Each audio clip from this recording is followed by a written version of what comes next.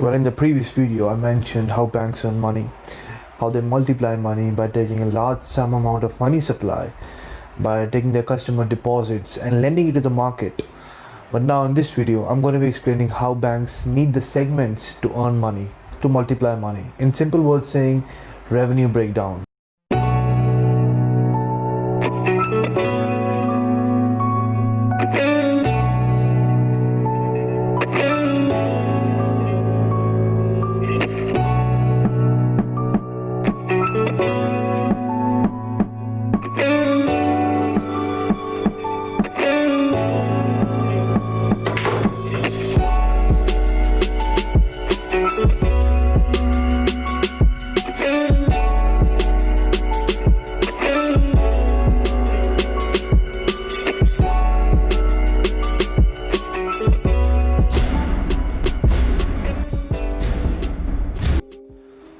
Well, as I mentioned earlier too, that banks are the key players in this economy, how they move around with the system.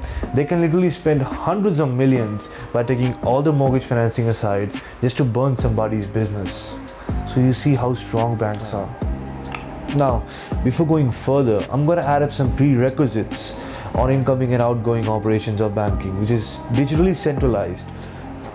In terms of incoming operations, bank constitute their system by taking interest from customers. They're also known as interest taking activities, and they comes from loans, advances, car loans, mortgages, all these type of things.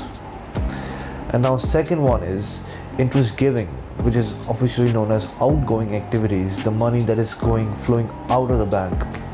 In operation activities, we can also call it operating expenses. Now they comprises interest giving. They comprises of savings, current account, recurring deposit, fixed deposits. Current accounts are not so much appreciative in terms of interest giving because they don't have that kind of interest as compared to savings account. Now taking a step forward, I'm going to explain you 7 basic operations in which banks conduct their business and they earn their revenues, which can be further converted into cash or profits after paying their taxes. But that's not important. What's important is that they do this continuously and relentlessly. It's like a milestone that keeps on rotating. Now number 1 is interest from loans. It is the most important business operation for bank because without this operation, banks would be too hard to resolve their debts and sustain their business. It's a system, it's our operation in which banks collect monthly payments from customers or deposit holders, you can say, by letting them borrow money from them. And banks let the people borrow money from them in order to get fixed monthly payments. That's called interest. And without the interest, banks wouldn't be able to sustain their business, like their debts, unless that bank is big. Like if you do a case study on banks, world's largest banks, like largest bank in India, HDFC Bank, or largest bank in the US, Bank of America, in terms of domestic deposit, they control, basically they sustain their business by controlling the banking industry, and they're considered too big to fail. So imagine if these banks didn't get their payments or interest, let's say for a quarter, how much other banks will be affected. The whole banking industry will be on the verge of collapse.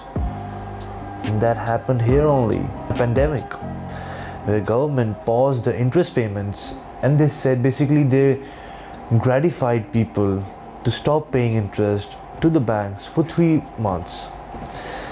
And that affected the banking industry. It usually shrinked the industry because their main payments were decided by this segment.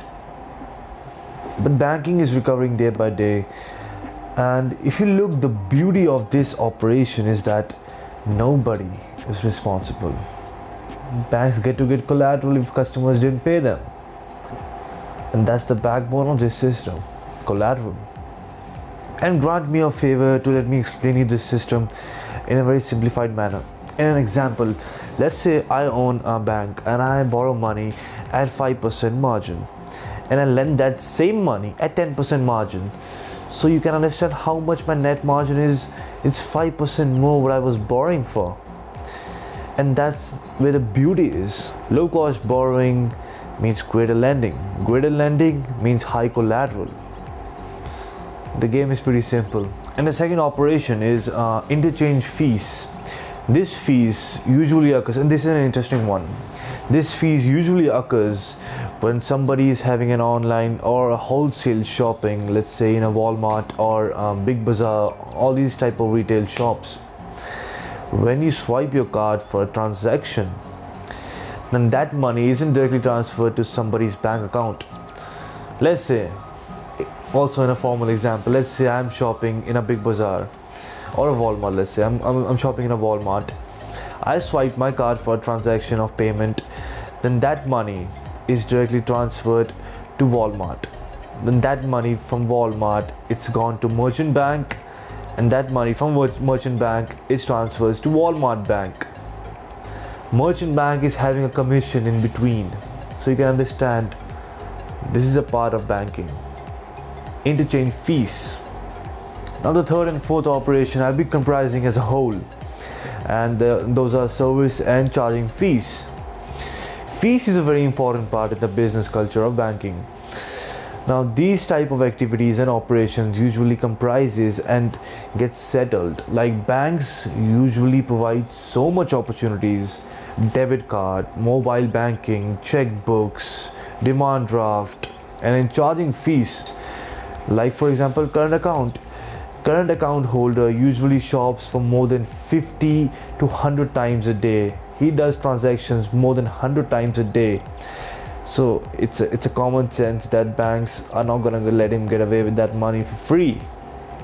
They will charge for it, and as soon as he gets charged, all the bank statements gets refreshed. Now number 6 is insurance and mutual funds. We all know about it.